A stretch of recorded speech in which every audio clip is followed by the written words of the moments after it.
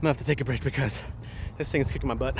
So that sequence I shot all by myself, and it's a sponsored segment that I'm working on right now. And so I figured, let's make a video talking about how I filmed this sponsored segment all by myself while making a sponsored video. And ironically, this video is sponsored by Pongbot. I know, it's very meta. Now, when it comes to filming B-roll video of myself, by myself, there's only one rule that I follow, and it's this: outside, in.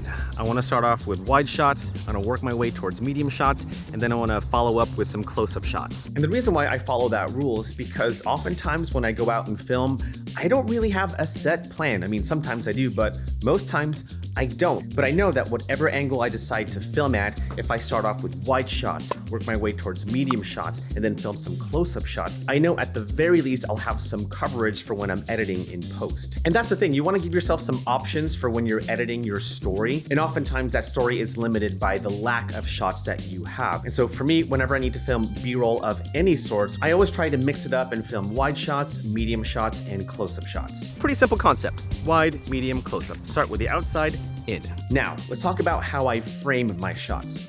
Honestly, I just guess. I just kind of point the camera in the general direction of where I want to film, and I walk over to my spot, hopeful that I'm in the frame. Now, there are tools that you can use to help you frame your shot, like using wireless video monitors or using the monitor and control app if you have Sony cameras. But if you don't have access to any of those tools, just practice and shoot. And that's my advice to you: just practice and shoot. Point your camera in the general direction of where you want to be filmed. Walk over to that spot, film for a few seconds, walk back to your camera, play it back to actually see if you're in the frame or not. And if you're in the frame, awesome. If not, you can reposition and try again. But the more you practice this, I promise you, you will get better at filming B-roll of yourself. Also, don't be afraid to get weird with your shots. Like right now I'm talking to you, but I'm also gonna hit some tennis balls with the Pongbot Pace S Pro. Why? I don't know, because it's weird, it's different. It's kind of a nice break from the story that I'm trying to tell. I have to wear this tracker so that the PaceBot S Pro knows where I'm at. It's so cool. Like, there's actually sensors on both sides of the net so that it kind of knows exactly where to shoot the ball. It's so cool, love this thing. And the reason why you wanna do that is because you wanna keep the story interesting. Oh, that sucks. So you gotta get creative with the different types of shots that you wanna do. Like, for example, this little thing that I'm doing right now, I'm talking to you while I'm playing tennis, while talking about how I film B-roll, because it's interesting and weird and unique, and it's different to the story that I'm trying to convey. Wow, this is really hard. Okay, we're gonna shoot at a different angle now, this time with the camera right behind me. I'm gonna stay right there in the center at baseline, and the robot's gonna shoot tennis balls to the right side of the court, the left side of the court, and the idea is to see me, a tennis player, just kind of go all over the court and try to hit the tennis ball back, and also show the versatility of this robot. It's good. It's kicking my butt right now. Also, overshoot. You can never go wrong with having too much B-roll. I'm just picking up the tennis balls right now. I don't know if I'm gonna use it, but I might.